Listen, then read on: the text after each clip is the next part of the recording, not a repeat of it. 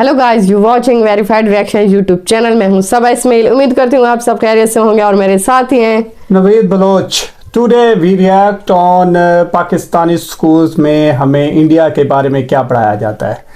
आए वक्त ज़ाया नहीं करते, बहुत इंटरेस्टिंग वीडियो आपके लिए लेकर आए हैं। लेकिन सबसे पहले चैनल को सब्सक्राइब कर लें, बेल आइकन के बटन को दबा दें। आए वीडियो देखते हैं, उसके बाद मज़ीद इस पर गपशप होने वाली है और टिका के होने वाली है। भाई, और क्या आपको पता है 1965 का वॉर इंडिया नहीं पाकिस्तान जीता था और पूरा इंडिया पाकिस्तान के कब्जे में चला गया था, पर दरिया दिली दिखाते हुए पाकिस्तान ने जीता हुआ सारा हिस्सा इंडिया को वापस लौटा दिया। ना ना ना, ऐसा हम नहीं, पाकिस्तान की इस स्कूल बुक में लिखा हुआ है। लेकिन बस इतना ही नहीं, हिंदुस्तानी काफिर हैं, धोखेबाज हैं। ऐसा बच्चों को 4th स्टैंडर्ड से ही सिखाया जाता है, फिर यही नादान बच्चे ऐसा कुछ कह देते हैं। इनको रहने नहीं देना चाहिए, जब तक मुसलमान नहीं बनेगा तब तक इधर न रहने दे। मतलब यहाँ के जो हिंदू हैं उनको इस्लाम कबूल करवाना चाहिए जी। और यही दुश्मनी के बीज उगकर जब बड़े होते हैं तो उनमें कुछ इस प्रकार की नफरत सुनाई देती है। उनकी औकात ही नहीं है कि वो हमारे साथ लड़े। हम मुसलमान हैं, हमारा जज्बा ही नहीं है। हम मुसलमान हैं, वो हमारे साथ लड़ ही नहीं सकते। लेकिन क्या आप जानते हो, इन सारी नफरतों का जन्मदाता है एक अकेला इंसान। अगर वो ना होता तो शायद आज इंडिया पाकिस्तान एक होता। Number 1, culture. पर नहीं, पाकिस्तानी टेक्स्ट बुक बच्चों को सिखाती हैं कि मूर्तियों की पूजा करने वाला काफिर कहलाता है। मेरे अपने ही भांजे ने मतलब स्कूल में उसको पढ़ाया गया कि काफिर का मतलब बुतों की पूजा करने वाला। अब सोचने वाली बात है कि ये सुनकर वहाँ के हिंदू बच्चों पर क्या क्या बीतती होगी। यहाँ तक कि उनके 6th स्टैंडर्ड के सोशल स्टडीज में ये लिखा है कि इंडियंस के घर उनके दिल की तरह छोटे होते हैं और इंडियंस हमेशा से अंधेरे वाले घर में रहना ही पसंद करते हैं। बस सिर्फ घर नहीं, पाकिस्तानी टेक्स्ट बुक में मंदिरों को भी छोटा, अंधेरों से भरा और गंदा कहा जाता है, जहाँ हिंदुस्तानी नकली मूर्तियों की पूजा करते हैं। उनका ये भी कहना है कि इंडिया में बाल विवाह करना एक आम बात है और औरतों की इज्जत तो वहाँ ना के बराबर की जाती है। कि हिंदू जो है अपनी बेटियों को सही से ट्रीट नहीं करते, उनको मार देते थे। अब भले ये पुराने जमाने में होता था, पर आज की सच्चाई क्या है वो तो सब जानते हैं। पर इन सब में एक ताज्जुब करने वाली बात ये तक थी कि इन्हें ऐसा भी पढ़ाया जाता है कि पहली दफा लिबास सिलने का आविष्कार पाकिस्तान में हुआ था। पर रियलिटी देखें तो हर कोई जानता है कि यह आविष्कार इजिप्ट से आया है। Number 2, geography. 8th स्टैंडर्ड के बच्चों की बुक्स में तो इंडियंस को ही धोखेबाज कहा जा रहा है। मकसद ये था कि किसी न किसी तरह अंग्रेज की गुलामी से निजात मिले, लेकिन हस्बे आदत हिंदू ने मुसलमानों के साथ हर जगह धोखा किया। दरअसल उनका कहना है कि जब ब्रिटिशर्स इंडिया में राज कर रहे थे तब उन्हें भगाने में मुसलमानों ने हिंदुओं का साथ दिया था, पर उसके बदले में पार्टीशन के रूप में हमें सिर्फ धोखा मिला। लेकिन अगर एक्चुअल हिस्ट्री की बात करें तो बंटवारे से पहले 1906 को ढाका में एक मुस्लिम लीग बनाई गई, जिसकी हार 1937 के चुनाव में कांग्रेस पार्टी द्वारा हुई। फिर कांग्रेस ने आम जनता को साथ लेके चलना शुरू किया, पर इस वजह से यूपी, बंगाल और पंजाब के मुस्लिम जमींदारों को खतरा महसूस होने लगा। उन्हें लग रहा था कि ऐसे ही चलता रहा तो कांग्रेस पार्टी आम लोगों को बढ़ावा देगी और हमारा रुतबा कम हो जाएगा, हमारी जमीन जायदाद सब में बांट दी जाएगी। और इसी वजह से अपने रुतबे को बचाने के लिए उन्होंने इंडिया पाकिस्तान पार्टीशन की नींव रखी। Number 3, history. अब बंटवारा तो हो गया, पर उसका सारा इल्जाम उन्होंने हिंदुस्तानियों पे डाल दिया और ऊपर से 11th और 12th में पढ़ते बच्चों को हिस्ट्री में ये सिखाने लगे। 11वीं और 12वीं जमात के लिए है। इंसानियत दुश्मन हिंदुओं और सिखों ने हजारों बल्कि लाखों औरतों, बच्चों, बूढ़ों और जवानों की इंतहाई बेदर्दगी और संगदिली से कत्ल किया और बेआबरू किया। इतना ही नहीं, इन्होंने तो पूरी हिस्ट्री बदल के रख दी है। जैसे 13वीं सदी में पाकिस्तान के दायरे में पूरा उत्तर भारत और बंगाल आ चुका था, तब अलाउद्दीन खिलजी ने दक्षिण तक का भारत जीतकर उसे पाकिस्तान का हिस्सा बना दिया और 16वीं सदी तक तो पूरा इंडिया गायब हो गया था और दुनिया के नक्शे में सिर्फ पाकिस्तान बचा था। अब जो पाकिस्तान बना ही 1947 में था, वो 13वीं और 16वीं सदी में ये सब कैसे कर सकता है? ऐसा सब ऊट पटांग लिखा गया MD जफर की किताब a text book of Pakistan studies में। और ऐसे इनके बिना सिर पैर वालों वाली हिस्ट्री की हद तो तब पार हुई जब उन्होंने कहा कि 1965 का वॉर असल में पाकिस्तान ने जीता था। पाकिस्तानी सेना ने भारत के कई इलाके जीत लिए और जब भारत हार की कगार पर था तभी भारत ने UN से युद्ध को सीज करने की मदद मांगी। फिर क्या, पाकिस्तान ने भी अपना बड़ा दिल दिखाते हुए युद्ध को रोका और सारे जीते हुए इलाके इंडिया को वापस दे दिए। ये सुनकर तो बस इतना ही लगता है कि हमारी पंचतंत्र की कहानियां भी इससे ज्यादा लॉजिकल और मीनिंगफुल होती हैं। अब बारी आती है ये जानने की कि इन सब के पीछे आखिर था कौन। मोहम्मद जियाउल हक, जो पहले पाकिस्तान आर्मी के हेड और बाद में पाकिस्तान का प्रेसिडेंट बना, ये इंसान एक तरफ तो इंडिया के साथ भाईचारा बना रहा था और दूसरी तरफ दुश्मनी की जड़ जड़ें गहरी कर रहा था। पर गौर करने वाली बात तो ये है कि हम यहाँ दो भाई या दो घर की नहीं, दुनिया के दो देशों की बात कर रहे हैं। कैसे सिर्फ एक इंसान एक पूरे देश के यूथ को दूसरे देश से इतनी नफरत करने पर मजबूर कर रहा है? क्या इसका असर हमारे भविष्य पर नहीं पड़ सका?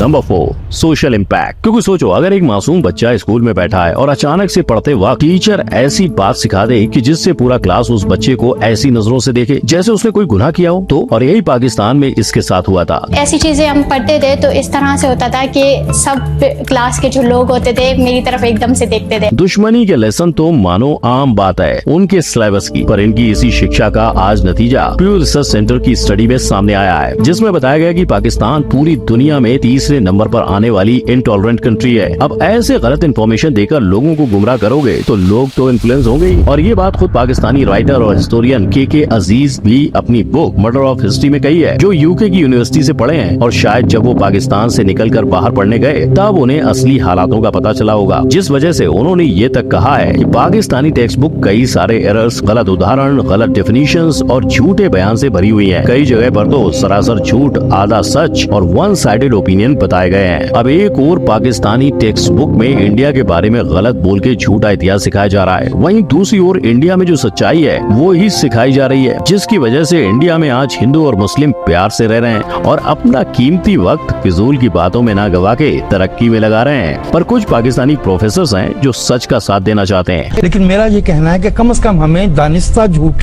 जो पैदा किए गए हैं उन्हें निकाल देना चाहिए। वो जानते हैं कि उनके स्टूडेंट्स की मेंटेलिटी पर क्या असर हो रहा है। Number 5, opinions. ये सब आप भी देख सकते हो कि कैसे जब एक रिपोर्टर ने युवाओं से इंडिया के बारे में सवाल किए तो उनकी उस पर क्या राय निकल के आई। उनकी औकात ही नहीं है कि वो हमारे साथ लड़े। हम मुसलमान हैं, हमारा जज्बा ही नहीं है। हम मुसलमान हैं, वो हमारे साथ लड़ ही नहीं सकते। ये बातें सुन के साफ समझ आ रहा है कि लोगों का ब्रेन वॉश किस हद तक किया गया है। और सिर्फ युवा नहीं, टीनेजर बच्चों के दिमाग में भी ऐसा ही कुछ भरा गया है। इतनी नफरत दिमाग में आ कहां से रही है? और जब उन्हें पूछा गया कि असल में कौन करता है लड़ाई, तो बच्चों ने कहा इंडिया वाले करते हैं ज्यादातर। और शायद ये सिर्फ पाकिस्तानी एजुकेशन ही नहीं, मीडिया इन्फ्लुएंस का भी असर है, क्योंकि इसी असर के चलते बच्चों के मन में बदले की भावना तक जाग गई है। हम वो उनके बदला लेंगे, वो उधर से उनका बदला लेंगे। अब सोचने वाली बात है कि ये टीनेजर्स आगे जाके पाकिस्तान का भविष्य बनेंगे और यही बच्चे आज इंडिया को एक देश तक मानने से इनकार कर रहे हैं। इंडिया कैसा मुल्क है?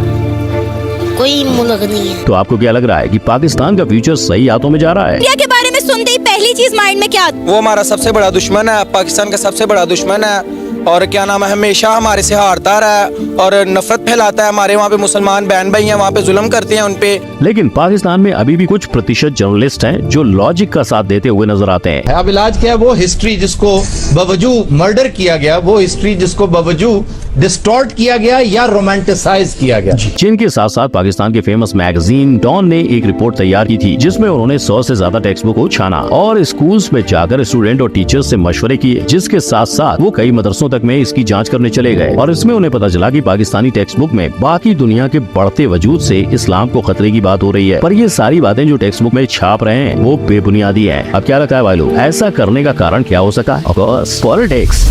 Number 6, conclusion. और इसी पॉलिटिकल एजेंडा को पूरा करने के लिए भले ही पाकिस्तानी पॉलिटिशियंस ने एजुकेशन सिस्टम में इंडिया के लिए नफरत के बीज बोए थे, लेकिन आज उन्हीं बीजों से बना हुआ पेड़ का नतीजा पाकिस्तानी युवाओं को ही भुगतना पड़ेगा। ऐसी सोच उनकी तरक्की के बीच तो आ ही रही है, लेकिन अगर इन बच्चों को बाहर किसी देश में कुछ कर दिखाने की अपॉर्चुनिटी मिली तो वो उधर इसी गलत नॉलेज के साथ जाएंगे। तो आज फैक्ट भाई ने आपको बताया कि सरहद के उस पार बच्चों को हिस्ट्री बुक में कैसे बेझिझक झूठ परोसा जा रहा है और उसकी वजह से बच्चों और युवाओं पर हुआ असर देख लगता नहीं कि आने वाले दिनों में भी इंडिया पाकिस्तान के बीच की दुश्मनी कभी खत्म होगी। परफेक्ट भाई यही आशा करता है कि हर एक इंसान दूसरे इंसान को इंसानियत की नजर से देखे, क्योंकि हिंदू मुस्लिम सिख ईसाई हम सब हैं भाई भाई। और ये वीडियो देखने के बाद मैं तो इतना कहना चाहूंगी कि हिंदू सिख और मुसलमान हम सब भाई भाई हैं। देखें, जो मुद्दा उठाया गया है ना कि पाकिस्तान में बच्चों को तालीम जो दी जा रही है वो एक ड्रामेटिकली कहते हैं या जो रोमांटिक, जैसे आफ्ताब साहब कह रहे थे कि ये इसके साथ कुछ किया गया है। तो मेरे भाई हम खुद ग्रेजुएट हैं, हम गवर्नमेंट स्कूल से पढ़े हुए हैं, तो ये जितनी बातें कही गई है ना इसका हकीकत से बहुत गहरा ताल्लुक है, वो मैं एक्सप्लेन करने लगा हूँ। सबसे पहली बात तो ये है कि मैं मिसाल के तौर पे आपको एक चीज़ बताऊं कि जब आप कंप्यूटर पे कोई चीज़ प्रिंट कमांड देते हैं तो प्रिंट में वही चीज़ आती है जो आपने उसके अंदर इनपुट किया होता है।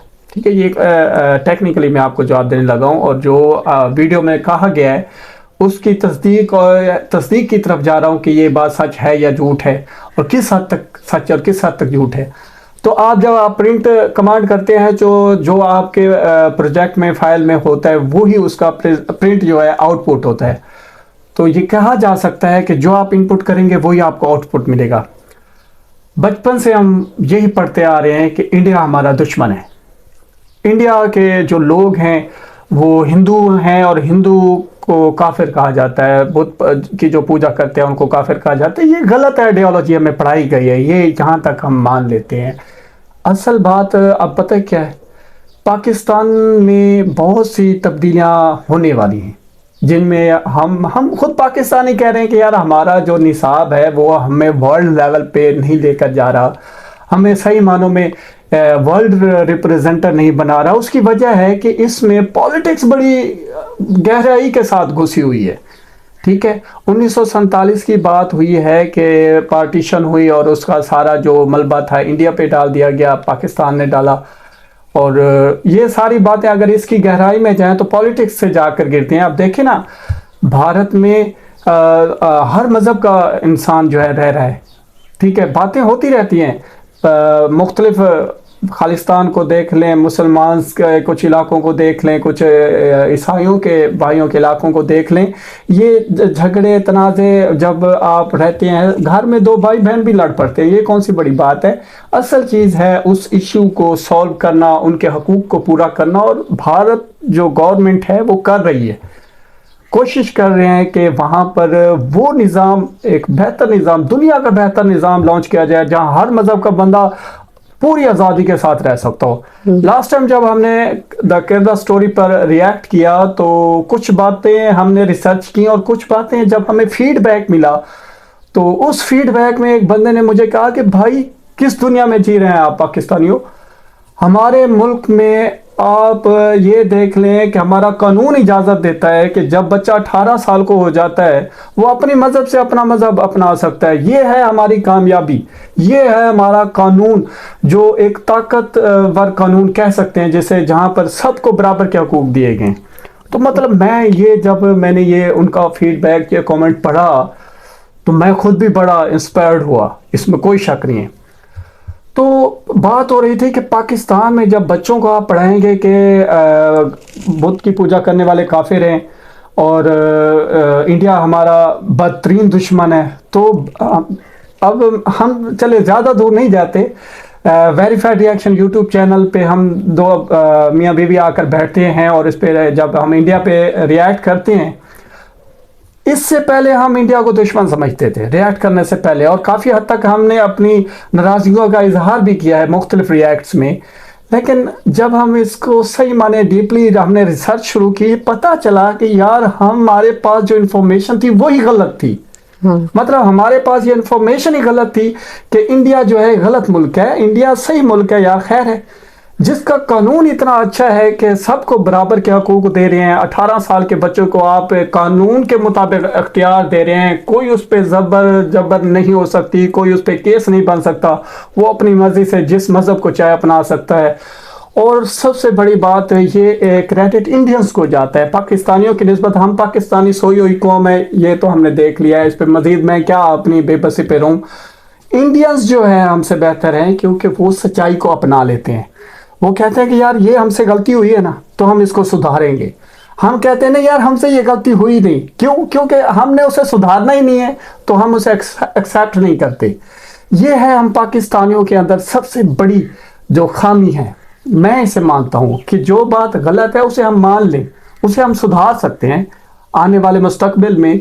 जिस तरह इंडिया 2050 की सोच लेकर चल रहा है, ये बड़ी इंस्पायर्ड वाली बात है। मोदी जी जो है 2050 तक के प्रोजेक्ट्स इंडिया में लॉन्च कर रहे हैं। पाकिस्तान में तो अभी तक हमारी माइशत ही ठीक नहीं हुई। ठीक है, 1947 में हमने आज़ाद मुल्क बनाया, चलें जी जैसे भी बना, चले ठीक है बन गया, ठीक है मज़हब के नाम पे बना, लेकिन इंडिया जो है मज़हब के नाम पे नहीं बना, वो है हिंदुस्तानियों का मुल्क। हिंदुस्तानी का वो किसी भी मज़हब से ताल्लुक़ रखता हो वो हिंदुस्तानी है। तो ये आइडियोलॉजी हिंदुस्तान की कामयाब आइडियोलॉजी है। योगी जी को देख लें, वो कह रहे हैं कि हिंदुस्तान जो है ना हिंदुस्तानियों का है, ठीक है। तो मतलब जब आप किसी के खिलाफ नफ़रत रखते हैं और बिला वजह रखते हैं, उस पर रिसर्च भी नहीं करते, तो आप मुख्तलिफ मज़ीद यूँ समझें गलत कार्याँ करते हैं, गलत बहतान लगा देते हैं, गलत बातें कर देते हैं। ये बात बिल्कुल सच है कि पाकिस्तान का जो सिलेबस है, जो यूँ समझें स्टडी का मेयार है, वो सही मानों में सही नहीं है। क्योंकि हमने खुद ग्रेजुएशन की हुई है, हमने मुख्तलिफ मतलब मैट्रिक लेवल पे देख लें, आप ओ लेवल पे देख लें, फर्स्ट ईयर सेकंड ईयर, फिर ग्रेजुएट लेवल पे देख लें, तो मुख्तलिफ ऐसी बातें पढ़ने को मिलती हैं जिससे अखलाकियात मुतासर होती हैं, ठीक है, जिससे मजहबी इंतहा पसंदी बढ़ती है। ये चीज़ें नहीं होनी चाहिए। हमें पूरी दुनिया में जितने भी तरक्की याफ्ता मुल्क हैं, वो अपने बच्चों को सबसे पहले जो चीज़ पढ़ाते हैं वो ये है कि आपने इर्द गिर्द रिसर्च करनी है, सुनी सुनाई बातों पे नहीं जाना, हक़ाइक़ की तरफ जाना है। और मैं भी जो वेरीफाइड रिएक्शन यूट्यूब चैनल पे हमेशा आपसे बात करता हूँ कि हमें हक़ाइक़ की तरफ जाना चाहिए। चापलूसी का रिएक्शन हम नहीं करेंगे, जो बात हम में गलती है हम मान लेंगे। क्यों नहीं मानेंगे यार? क्योंकि हमें मानना पड़ेगा। अगर हमने अपने अंदर सुधार लाना है तो हमें मानना पड़ेगा। वेरीफाइड रिएक्शन यूट्यूब चैनल हमने बनाया इसीलिए है कि हम इंडिया को एक्सप्लोर करेंगे आपके साथ। हम देखेंगे कि यार इंडिया हमसे किस हद और किस अंदाज में हमसे बेहतर है, और बेहतर है भी या नहीं है। तो देखें इंडिया के अंदर मैं अगर ये कहूँ कि जिस सिलेबस में ये पढ़ाया जाता है वो पढ़ाया जाता है, इंडिया गवर्नमेंट हो या इंडियंस हो, उन्हें पता है कि ये हिंदुस्तानियों का मुल्क है, किसी एक मज़हब का मुल्क नहीं है। पूरे हिंदुस्तान में चाहे वो कितना जिस भी मज़हब से ताल्लुक़ रखता हो, हिंदुस्तानी है तो वो उसका मुल्क है और बाइज़्ज़त शहरी है। ये चीज़ पढ़ाई जाती है। हमारे यहाँ ऐसा नहीं है।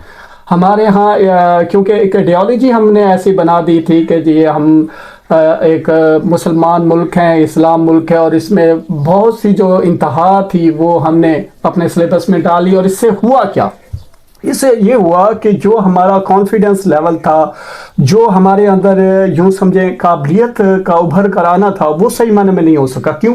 क्योंकि एक तो चीज़ हमें जो सबसे ज़्यादा कमज़ोर करती है वो ये है कि हम हर बात पे सबसे पहले शर्मा जाते हैं कि यार क्या करें, कैसे करें, लोग क्या कहेंगे। मतलब कॉन्फिडेंस बिल्ड करना हमारे सिलेबस में है ही नहीं। क्या यार ये सिलेबस होता है? ये सिलेबस नहीं है। यहाँ पर आज मैं एज अ पाकिस्तानी ये कह सकता हूँ कि हमें अपने सिलेबस को मज़ीद बेहतर करना चाहिए। हमारे पाकिस्तान में बिकन हाउस, एचएन और दीगर ऐसे इदारे हैं जो गैर मुल्की सिलेबस पढ़ा रहे हैं, जबकि गवर्नमेंट्स में वही तकियानूसी बातें पढ़ाई जा रही हैं। क्यों?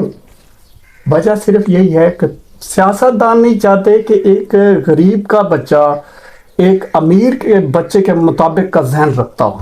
ये है हमारी सबसे बड़ी खामी।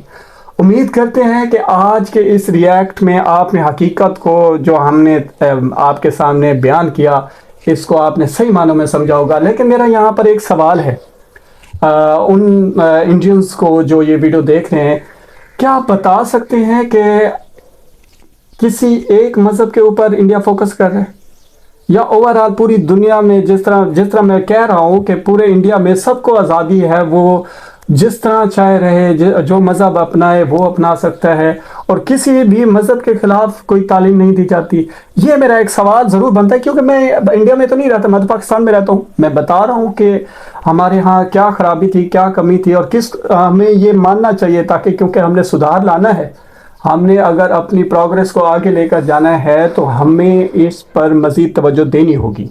ठीक है, तो ये था हमारा आज का रिएक्ट पाकिस्तान स्टडी पे। उम्मीद करते हैं आपको पसंद आया होगा। पसंद आया है तो वीडियो को लाइक करें, चैनल को सब्सक्राइब करें, बेल आइकन के बटन को दबाना ना भूलिए। मिलते हैं नेक्स्ट वीडियो के साथ, तब तक गुड बाय।